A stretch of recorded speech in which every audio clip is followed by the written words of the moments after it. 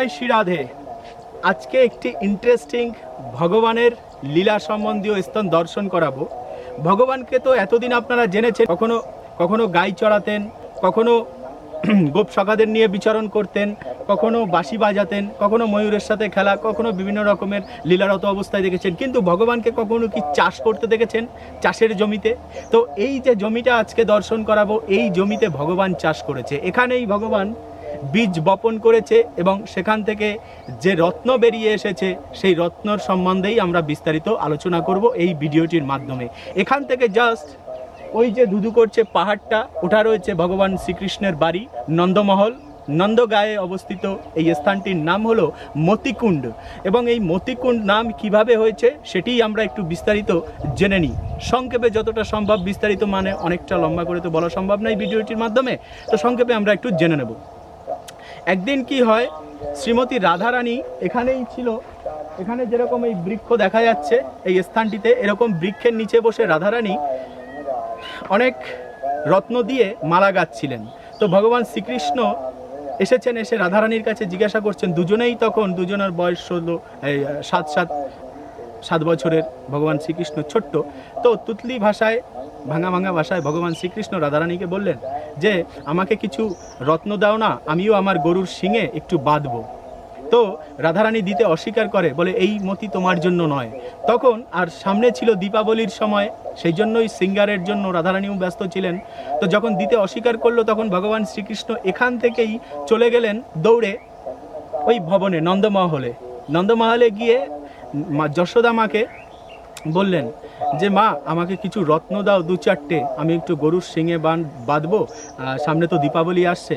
তখন মা হাতে গোনা কয়েকটা রত্ন দেয়, এবং সেই রত্ন নিয়েই আবার এই চাষের জমিতে ভগবান চলে আসে। দেখুন, এই যে পুরো মাঠটা দেখা যাচ্ছে, এই মাঠটাতেই ভগবান রত্ন চাষ করেছিলেন, মতি চাষ করেছিলেন। আসলে ভগবান হলো সম্পূর্ণ ঐশ্বর্যশালী। ভগবানের ধন সম্পত্তি এতটা আশ্চর্যম্বিত, যা আমাদের কল্পনার বাইরে ভগবানের সম্পত্তি। হ্যাঁ, তো তখন ভগবান কি করেন, সেই মতি এই ক্ষেতেই বপন করেন, এবং তার সাথে দধি মাখন অ্যাড করে সেঞ্চন করা হয় সেই বীজকে। মানে মতি থেকেই বৃক্ষ উৎপন্ন, এবং বৃক্ষ থেকেই অদ্ভুত অলঙ্কার, বিভিন্ন রকমের অলঙ্কারের সৃষ্টি করেছিলেন। এই হলো ভগবানের ঐশ্বর্যময় শক্তি, সম্পূর্ণ ঐশ্বর্যশালী। কখন, কিভাবে, কোন জায়গা থেকে ভগবান তার সম্পত্তি বা তার শক্তি প্রকট করাবে, তার নিজের শক্তি প্রদর্শন করাবে, এটা কিন্তু আমাদের কল্পনার অতীতে, কল্পনার বাইরে। তো যাই হোক, এই সেই পবিত্র ভূমি, এই সেই পবিত্র মাঠ, যেখানে ভগবান এই মাঠের মধ্যে চাষ করেছিলেন রত্ন, এবং সেই রত্ন দিয়ে পরে সজ্জিত হয়েছিল লাখো লাখো গাই। এবং নন্দ মহারাজ, আরও যেসব গোপ সখারা ছিলেন, সম্পূর্ণ ব্রজবাসী এসে ভগবান শ্রীকৃষ্ণের এই ঝকমক ঝকমক করা রত্নময় এই সবুজ ক্ষেত দেখে সবাই আশ্চর্য হয়ে যায়, এবং ভাবতে থাকে এ ভগবানের, এ শ্রীকৃষ্ণের কেমন লীলা, অদ্ভুত ভগবানের ঐশ্বর্য দেখে তো সবাই বিস্ময়িত। তো আমরা আজকে দর্শন করে এসেছি দর্শন করতে এই স্থানটিতে। স্থানটির দূরত্ব হলো নন্দগাঁও থেকে জাস্ট 1.5 কিলোমিটার। যদি একটু ঘুরে আসি, আর যদি শর্টকাটে তাকাই, তাহলে একদম সামনে ভগবান শ্রীকৃষ্ণের বাড়ি, এবং তার মাঠেই এই লীলাটি করেন। এবং পরবর্তী সময়ে কিন্তু রাধারানীও এই পিছনের যে ক্ষেত দেখা যাচ্ছে, সেই ভগবানের সেই চাষ দেখে রাধারানীও এখানে কিন্তু এই মাঠের এই জায়গাটিতে রাধারানীও চাষ করে। কিন্তু দুঃখের বিষয়, রাধারানীর সেই সেঞ্চন আর সেই মতি বপনের পরে কিন্তু সেই জমিতে রত্ন ওঠেনি। কিন্তু ভগবান তার নিজের চাষ করা সেই মতি থেকে কিন্তু রাধারানীকে দিয়েছিলেন, এবং রাধারানী তা গ্রহণ করেছিলেন। তো এই সেই পবিত্র স্থান, এই স্থানেই রয়েছে বর্তমানে একটি কুণ্ড, যে কুণ্ডটির নামকরণ করা হয়েছে মতিকুণ্ড নামে। তো জমিটি সেম, প্লেস সেম, এবং লীলাও সেম। আসুন তাহলে আমরা আরেকটু বিস্তারিতভাবে দর্শন করি। সৌন্দর্যটা এখান থেকে খুব সুন্দরভাবে আমরা উপলব্ধি করতে পারি। এই হলো ভগবান শ্রীকৃষ্ণের বাড়ি নন্দমহল। হ্যাঁ, দেখুন, এখান থেকেই ভগবান বেরিয়ে এসেছিলেন। রাধারানীকে দেখে তারা বসেছিলেন এইখানে, এবং সবাই এসে রাধারানীর কাছে সেই মতি চান, একটু অলংকার চান, যে সিং, গোমাতার সিংকে সাজাবেন বলে এসেছিলেন এখানটিতে। একটি মন্দির স্থাপনা হয়েছে, এই যে রয়েছে মন্দির। আর এখানে একজন ইউটিউবার আছে, ওনার নাম হলো মোহিত ব্লগস। উনি এই কুণ্ডটি পুনর্নির্মাণ করছেন। অ্যাকচুয়ালি কুণ্ডটি অনেক ছোট হয়ে গেছে, সে সময় অনেক বড় ছিল, তো এটাকেই আবার পুনরুদ্ধার কাজ চলছে এবং সুন্দরভাবে বাঁধানো হবে। আর আসলে সৌন্দর্যের কোনো কমই নেই বৃন্দাবনে, তেমনি সৌন্দর্যায়ন বাড়ানোর জন্যও ভক্তদের অনেক চেষ্টা থাকে। একবার কল্পনা করে দেখুন, যদি অদ্ভুত এক বৃক্ষ ছোট ছোট ছোট ছোট সাইজের, আর তাতে যদি বিভিন্ন রকমের অলংকার, বিভিন্ন রকমের ছোট ছোট লাল নীল হলুদ যদি মতিগুলো সেই গাছে থাকে ফলের জায়গায়, তাহলে দেখতে কীরকম লাগে। আর দেখুন এখানে ঠিক একটি বৃক্ষ রয়েছে, বহু পুরনো বৃক্ষ, এবং তার গোড়াতেই কিছু ধ্বংসাবশেষ রয়েছে। এই যে ছোট ছোট স্থাপনা যেগুলো ভেঙে যায় বা জরাজীর্ণ অবস্থায় হয়ে যায়, সেগুলো এনে আবার গাছের গোড়ায় জড়ো করা হয়। তো বৃক্ষটির চেহারা দেখে একবার দেখুন, মধুমঙ্গলাদি যে সখারা ছিলেন, তারপরে যে সখীরা ছিলেন, তারা এরকম বৃক্ষে খেলা করতেন, বসে থাকতেন এবং ওয়েট করতেন যে রাধারানী কখন আসে, রাধারানীর কী লীলা হয়, সেই লীলার সাথে ভগবানের লীলা সংযুক্ত করে সেই লীলার মহিমা আরও অনেক গুণ বাড়ানো হতো। ভগবান শ্রীকৃষ্ণ বাড়াতেন, কেন কি দুজনের লীলা একত্রিত হলে পরেই সৌন্দর্যায়ন লীলার আরও অনেক বেড়ে যেত। সেই কারণেই ভগবান ওয়েট করে থাকতো।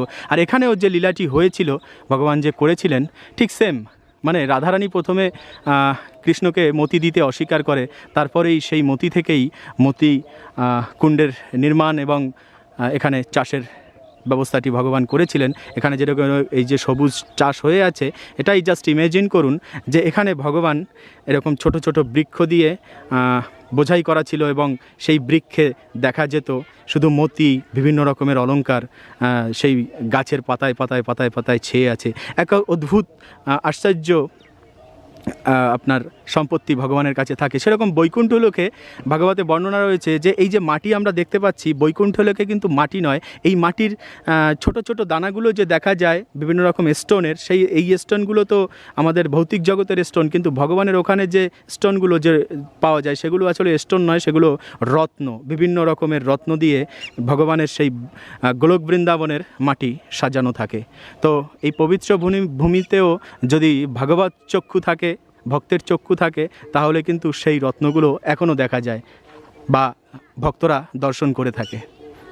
এই যে এপাশে যে এই যে কুণ্ডটি দেখা যাচ্ছে এবং আমরা ওপাশে যে কুণ্ডটি দেখেছিলাম, দুটো কুণ্ডই একাত্র করে অনেক বড় ছিল, কিন্তু এটি আলাদা করা হয়েছে আর ওটিও আলাদা হয়ে গেছে, মাঝখানে একটি রাস্তা নির্মাণ হয়েছে।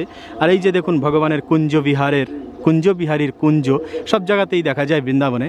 আর আমরা যদি দেখি, এখানে কিছু নেই, কোনো সৌন্দর্য নেই, কিন্তু একটুখানি ভালোভাবে লক্ষ্য করলে দেখবেন গাছের সৌন্দর্য এখানে, এবং গাছের ডালে যে পাখির কলরব, সেই সৌন্দর্যও আমরা দেখতে পাবো। দেখুন, দেখেছেন, একে বলে বৃন্দাবনের সৌন্দর্য।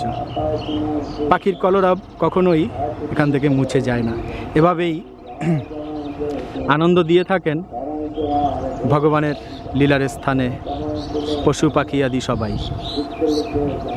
চিন্ময় ধাম, এই হলো চিন্ময় ধামের সৌন্দর্য।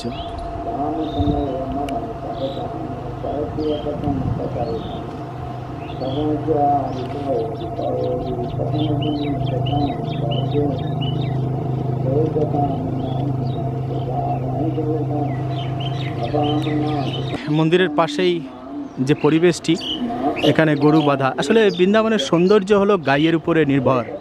গাই মাতা যদি এরকম গাছের গোড়ায় না থাকে দাঁড়িয়ে, তাহলে কিন্তু বৃন্দাবনের সৌন্দর্য বাড়ে না, তাই না? এই সেই ভগবানের চরণ স্পর্শিত মাটি এবং ভগবানের পবিত্র লীলাভূমি, যেখানে আজও রয়েছে গাই মাতা ভগবান শ্রীকৃষ্ণের জন্য অপেক্ষারত, বা সর্বদাই ভগবানকে দর্শন করে থাকেন এই গাই মাতা এই নিরিবিলি কুঞ্জতে অবস্থিত হয়ে। আর আসলে এখানের এই কুণ্ডটি বাঁধানোর একটা পরিকল্পনা ছিল, কিন্তু সেটি ট্রান্সফার করে এখন এখানে অনেক বড় একটা সৌন্দর্যায়ন করা হবে, কিন্তু আপাতত এই কুণ্ডটি মানে স্থগিত রেখে এই কুণ্ডটি বাঁধানোর কাজ চলছে।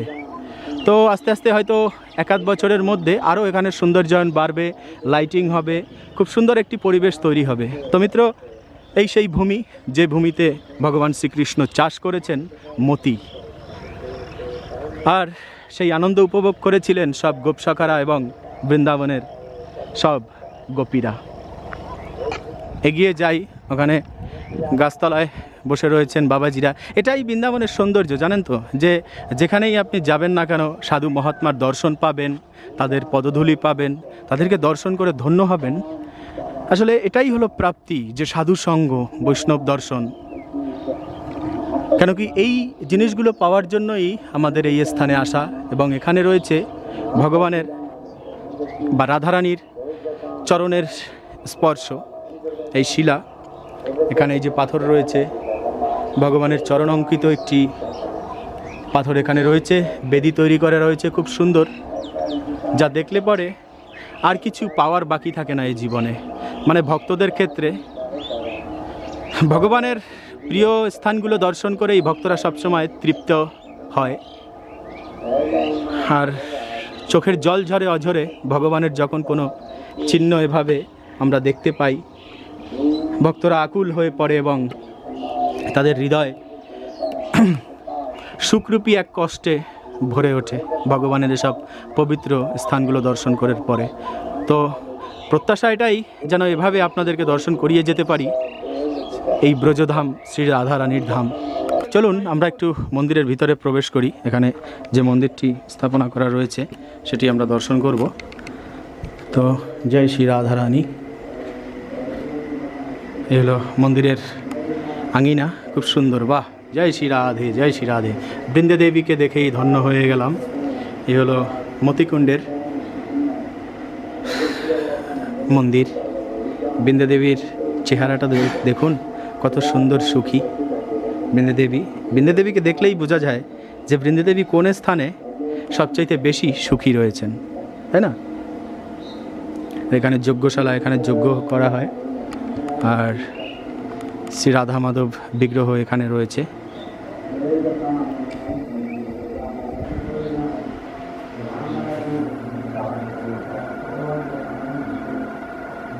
তো এই হলো আমাদের রাধা মাধব মতিকুণ্ডের রাধা গিরিধারী।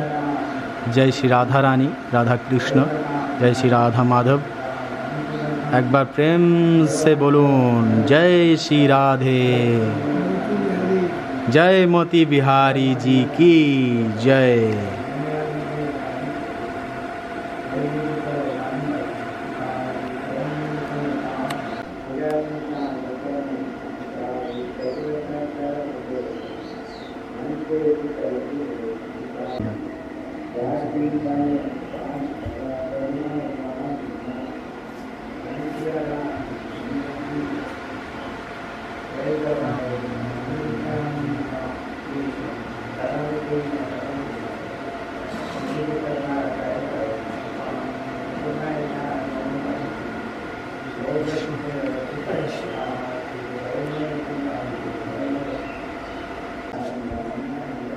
जय श्री राधे, जय मोती बिहारी की जय।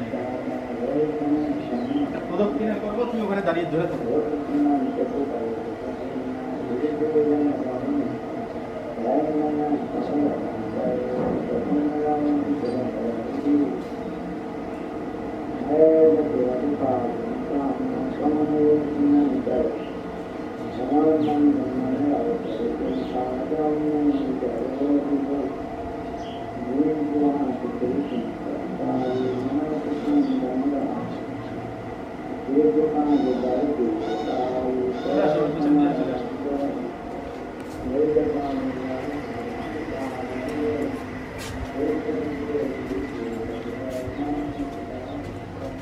তো এবার সম্পূর্ণ মতিকুণ্ড বা ভগবানের চাষের জমিটি দেখিয়ে দিলাম। আজকের এই ভিডিওটি ছিল এই অবধি। পরবর্তী ভিডিওতে আবার অন্য কোনো দর্শনীয় স্থান, ভগবানের লীলার সম্বন্ধীয় স্থান নিয়ে আমি হাজির হব। সে অবধি ভালো থাকবেন, সুস্থ থাকবেন। জয় শ্রী রাধে, জয় বর্ষনা ধাম কি, জয় নন্দ ধাম কি, জয় শ্রী রাধা রানী।